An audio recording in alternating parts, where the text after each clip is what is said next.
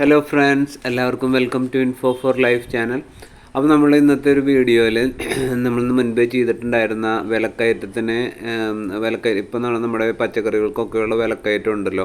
അപ്പോൾ ഈ ഒരു വിലക്കയറ്റത്തിനെ മറികടക്കാൻ പറ്റുന്ന രീതിയിൽ നമ്മൾ വീടുകളിൽ എങ്ങനെ പച്ചക്കറി നട്ട് വളർത്താം എന്നൊക്കെ നമ്മൾ മുൻപത്തെ വീഡിയോയിൽ പറഞ്ഞിട്ടുണ്ടായിരുന്നു. അപ്പോൾ അത് കണ്ട് ഒരുപാട് പേര് നമുക്ക് പല അഭിപ്രായങ്ങളും പറഞ്ഞിട്ടുണ്ടായിരുന്നു.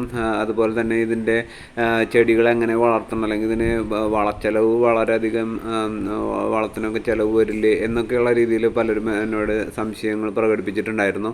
അപ്പോൾ ഇതിന് നമുക്ക് വളരെ കുറഞ്ഞ ചിലവിൽ നമുക്ക് ഈ പച്ചക്കറികൾ ഉൽപ്പാദിപ്പിക്കാം എന്നുള്ളതാണ് അതിൻ്റെ ഒരു സത്യാവസ്ഥ.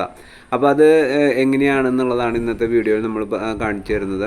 അപ്പോൾ അതിന് മുമ്പ് ഞാൻ ഒരു അഭ്യർത്ഥനയുണ്ട് എല്ലാവരോടും.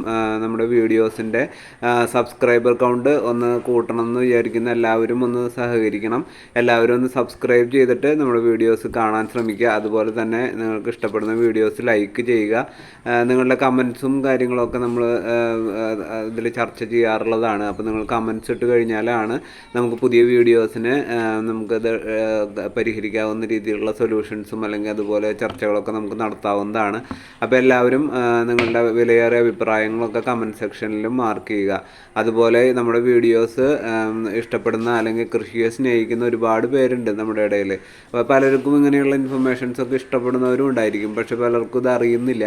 അപ്പോൾ യൂട്യൂബിൻ്റെ സജഷൻസിലൊന്നും നമ്മുടെ വീഡിയോസ് പലപ്പോഴും വരാത്തത് നിങ്ങളിത് ഷെയർ ചെയ്ത് കൊടുക്കാത്തതുകൊണ്ടാണ്. അപ്പോൾ നിങ്ങൾ ഫ്രണ്ട്സിനും കൂടെ ഇത് ഷെയർ ചെയ്ത് കൊടുത്തു കഴിഞ്ഞാൽ അവർക്കത് ഉപകാരപ്രദമായിരിക്കും. അപ്പോൾ ഇതൊന്ന് എല്ലാവരും ഒന്ന് ശ്രദ്ധിക്കുക, വീഡിയോസ് ഒന്ന് ഷെയർ ചെയ്യാൻ വേണ്ടിയിട്ട്.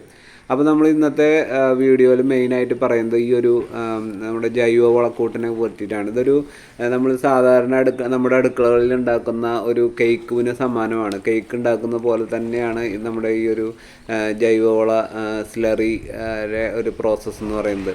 അപ്പോൾ നമ്മൾ കേക്ക് ഉണ്ടാക്കുമ്പോൾ എന്താ ചെയ്യുക, നമ്മൾ ധാന്യങ്ങളൊക്കെ ഇടുന്നു, മൈദ അല്ലെങ്കിൽ ഗോതമ്പൊടി അങ്ങനത്തെ സാധനങ്ങളിട്ട് ബേക്കിംഗ് പൗഡർ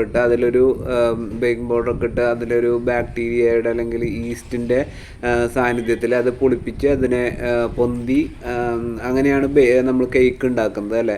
അപ്പോൾ അതുപോലെ തന്നെ നമ്മൾ ഈ ഒരു ജൈവ വള സ്ലറി ഉണ്ടാക്കുമ്പോഴും അതുപോലത്തെ ഒരു പ്രോസസ്സാണ് നടക്കുന്നത്.